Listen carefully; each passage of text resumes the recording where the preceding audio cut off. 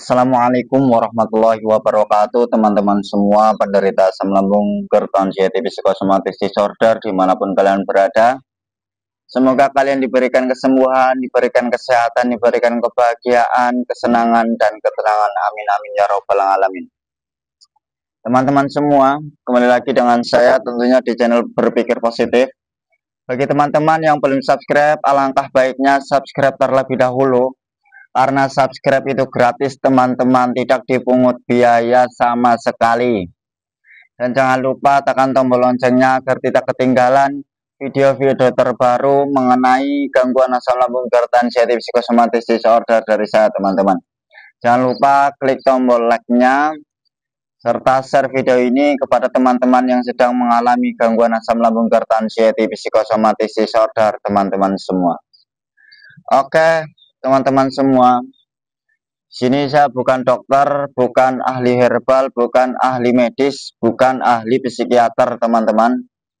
Hanya saja saya pengalaman mengalami gangguan asam lambung, GERD, anxiety, psikosomatis disorder, dan saya berharap mudah-mudahan video ini menjadi wasilah sebab musabab kesembuhan teman-teman semua, serta bisa memotivasi teman-teman semua, memberikan penyemangat untuk teman-teman semua, dan semoga video ini juga bisa menemani teman-teman penderita asam lambung, GERD, anxiety, psikosomatis disorder teman-teman semua.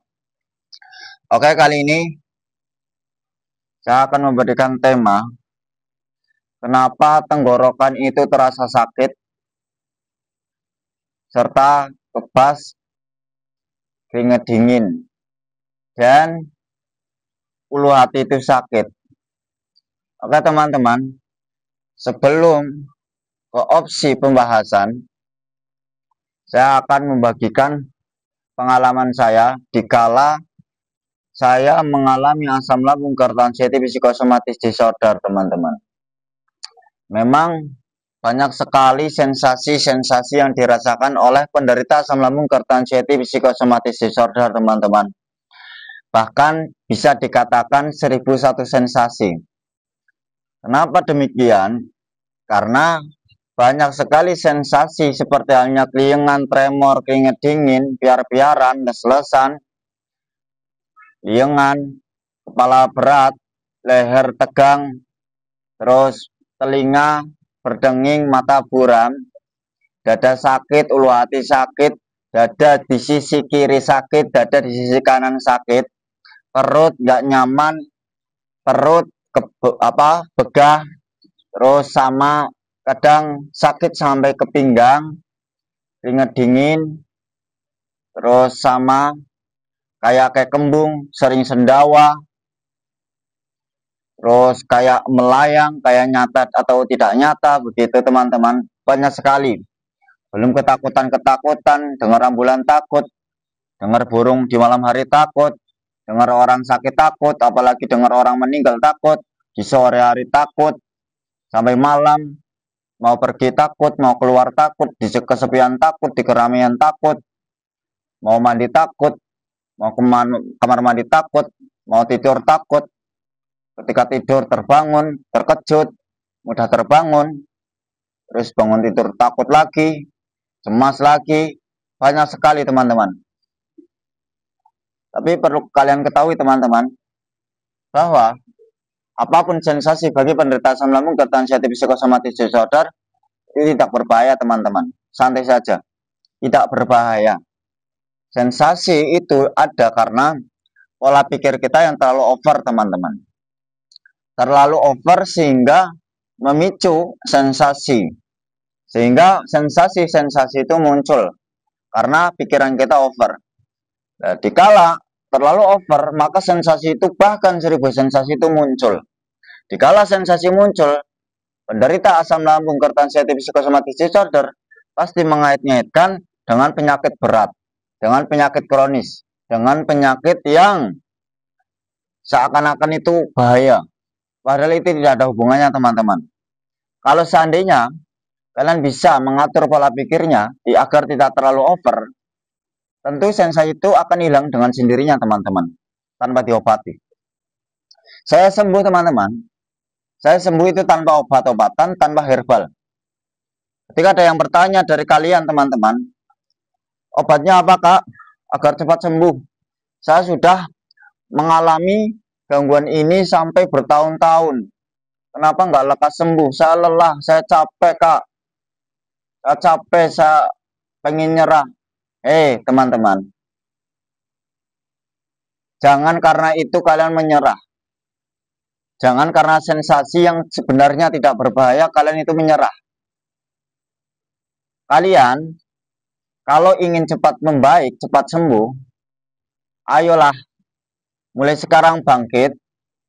Mulai sekarang alihkan pola pikir yang negatif, dialihkan ke pikiran yang positif.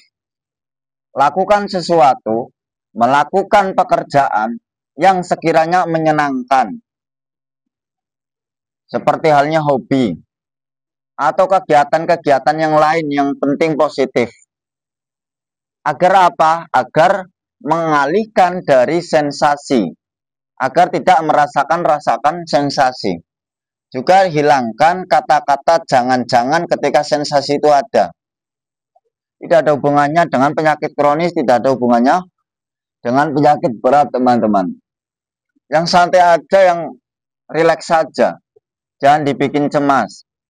Kalian mau periksa bahkan 100 dokter, ketika kalian dibawa ke kedokteran, tentunya kalian tidak dianggap penyakit kronis. Ujung-ujungnya kalian hanya di gangguan asam lambung sama mental, pola pikir yang berlebih. Itu teman-teman. Ujung-ujungnya dirujuk ke psikiater, ke poli jiwa. Kok kenapa sensasinya horor? Memang itu disebabkan pikirannya terlalu over teman-teman. Coba deh kalian praktekkan. Pikiran kita dikendalikan susah mas. Kadang itu wah liar sekali. Pikirannya itu kemana-mana. Iya memang. Kadang numpuk pikirannya. Mikir inilah, mikir itulah, mikir lain sebagainya. Ya memang saya pengalaman dulu teman-teman. Coba deh mulai saat ini. Dikala sensasi itu datang, kalian terima dulu. Tapi jangan dinikmati. Kalian lawan. Lawan teman-teman. Itu tidak berbahaya. Nanti kalau semakin kalian sudah menerima, lalu kalian melawan, sensasi itu akan menyerah. Sensasi itu akan hilang dengan sendirinya. Karena mental kalian sudah mental kuat, mental baja. Kalau kalian masih mental lemah, mental kaleng-kaleng, mental ecek-ecek, sensasi itu sering muncul. Bahkan anxiety itu mudah sekali meledek. Anxiety itu suka meledek pola pikir kalian, mental kalian. Nah, maka perlu ingat kalian, perlu diingat bagi kalian semua teman-teman, bahwa apapun sensasi itu tidak berbahaya. Tapi memang horor rasanya, tapi itu tidak berbahaya teman-teman. Intinya tetap berusaha, bangkit, semangat. Mbak, nggih? Oh, nggih. Nggih. Tetap semangat teman-teman. Jangan pernah menyerah. Memang penderita anxiety disorder itu termasuk orang yang hebat. Karena dia itu memperjuangkan diri sendiri, memperjuangkan orang yang disayangi, juga berjuang melawan rasa takut. Makanya bagi penderita anxiety disorder itu sebenarnya orang yang hebat, orang yang luar biasa. Karena kecemasan, ketakutan, was-was, gundah gulana itu dia memperjuangkan keluar dari itu, terus memperjuangkan agar tidak memiliki rasa takut keluar rumah. Nah, maka perlu kalian ingat bahwa hal itu tidak ada hubungannya dengan penyakit berat, cuma hanya di gangguan mental. Nah, kembali ke tema tadi teman-teman, bahwa cara menghilangkan keliengan, ini pengalaman saya 1 minggu itu cepat hilang, itu ya dengan cara melakukan metode-metode jalan-jalan pagi. Setelah jalan-jalan pagi yaitu berjemur teman-teman. Setelah berjemur, nanti kalian isi dengan kegiatan-kegiatan yang positif. Ya baik silaturahmi lah, main ke rumah tetangga lah, ngapa-ngapain, yang penting jangan mengurung diri, jangan rebahan, begitu teman-teman. Itu secara kontinu, secara istiqomah, secara rutin. Jangan berhenti-berhenti jalan-jalan paginya. Sama mau menjaga 3P, pola pikirnya dijaga, pola makannya dijaga, sama pola hidupnya dijaga. Bagi penderita asam lambung gerd sensitif psikosomatis disorder, itu jangan begadang dulu teman-teman. Dalam waktu malam itu harus tidur di jam 10. Berarti satu malam kalian harus tidur waktu 8 jam. Jangan sampai kurang, minimal 8 jam teman-teman. Karena itu kalau sering begadang, pemulihannya itu lama teman-teman. Nah, maka cara menghilangkan keliengan, rasa sakit itu ya harus rutin berolahraga, jalan-jalan saja, jangan lari-lari. Jalan-jalan di pagi hari, setelah itu berjemur, paling lama ya 30 menit teman-teman. Dan setelah itu isi kegiatan yang positif. Terus ketika rasa kayak mengganjal di tenggorokan, di kerongkongan itu, kalian sering minum air bening hangat minimal 8 gelas teman-teman. Nanti lama-kelamaan itu akan mengurangi gas yang ada di lambung, atau asam lambungnya nggak mudah naik teman-teman, untuk menetralisir agar netral. Nah, kemudian pola makannya itu juga perlu dijaga teman-teman. Untuk pemula yang masih belum normal lambungnya, apa yang perlu dipantang, lebih baik dipantang terlebih dahulu. Tapi bagi teman-teman yang sekiranya lambungnya itu baik, dalam artian sudah dikatakan normal, ya jangan memantang makanan. Ditakutkan kalau memantang makanan nanti akan menjadi fobia. Contoh, kalian mantang makanan seperti daging. Kalau kalian sering memantang, nanti takutnya sampai tua kalian itu fobia dengan daging-dagingan teman-teman. Maka ketika dirasa lambung itu udah normal, udah jangan dipantang. Makan apa aja bebas sebenarnya. Nggak ada hubungannya dengan lambung atau dengan sensasi. Sensasinya itu hanya muncul karena ada di pola pikirnya yang terlalu over, pikirannya kemana-mana atau pikirannya terlalu ngacau teman-teman. Ya, pemulihannya sebenarnya itu cepat teman-teman, asal kalian mau bangkit atau tidak, mau melakukan metode-metodenya atau tidak gitu. Kalau nggak mau, ya itu lama teman-teman. Kalau nggak mau melakukan metode-metodenya, itu lama teman-teman, lama. Tapi kalau kalian mau rutin 1 bulan, itu ada perbedaan teman-teman. Pengalaman saya teman-teman, kenapa saya 1 bulan itu sembuh? Karena saya rutin teman-teman, jalan-jalan pagi, berjemur. Setelah berjemur saya main ke rumah tetangga, silaturahmi, kadang diisi kegiatan seperti apa? Seperti nyapu kayak, atau seperti bikin konten kayak dan lain sebagainya teman-teman. Konten bukan ini teman-teman.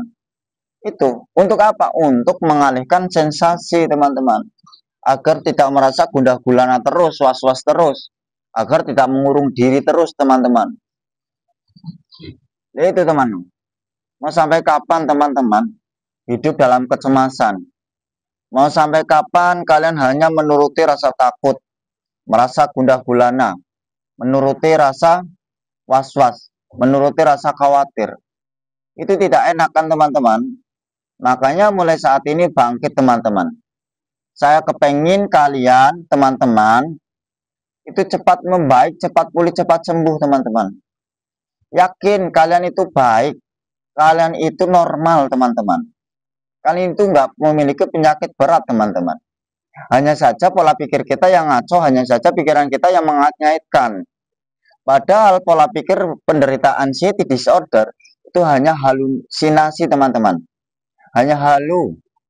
Itu tidak nyata teman-teman. Mulai sekarang bangkit teman-teman. Lakukan metodenya dan juga menjaga 3P-nya. Itu terpenting.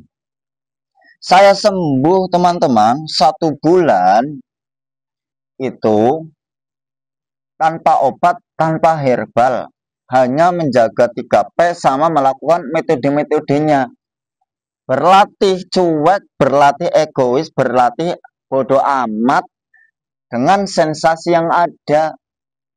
Lawan waktu itu saya teman-teman. Alah, sensasi paling numpang lewat.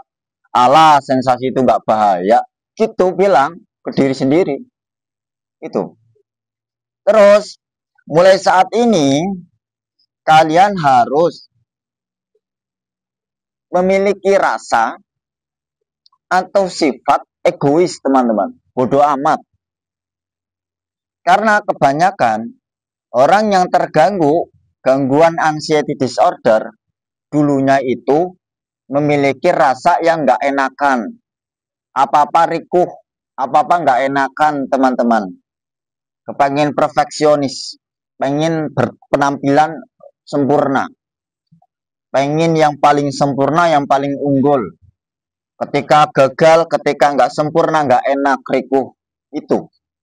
Mulai saat ini, jangan terlalu menuruti orang lain, teman-teman. Pedulikan diri kita sendiri, teman-teman. Sayangilah diri kita sendiri. Cintailah diri sendiri, teman-teman. Jangan terlalu mengikuti perasaan orang lain. Diri kalian juga perlu diperdulikan, teman-teman. Diri kalian butuh dipedulikan, butuh disayangi, butuh dicintai, teman-teman. Itu. Dikala kena sensasi, kalian sendiri kan yang merasakan rasa nggak enaknya takut, rasa nggak enaknya cemas, rasa nggak enaknya was-was, rasa nggak enaknya khawatir dan gundah gulana, kan teman-teman? Maka mulai saat ini, jadilah dirimu sendiri, teman-teman. Jadilah dirimu sendiri, kembalikan kepercayaanmu, kembalikan jati diri kalian, teman-teman.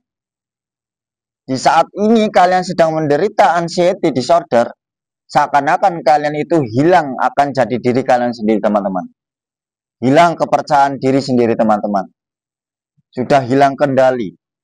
Pengalaman saya nyatanya hidupnya antara nyata atau tidak nyata. Seakan-akan kayak nyata atau tidak nyata, kan? Itu, teman-teman. Makanya perlu bagi teman-teman mulai saat ini bangkit, teman-teman. Gimana diri kalian yang dulu, teman-teman?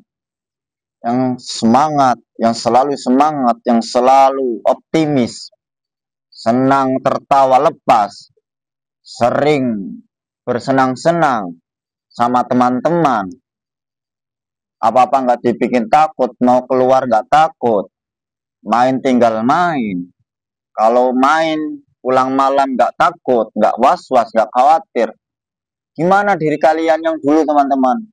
Yang apa-apa nggak mikir, nggak takut.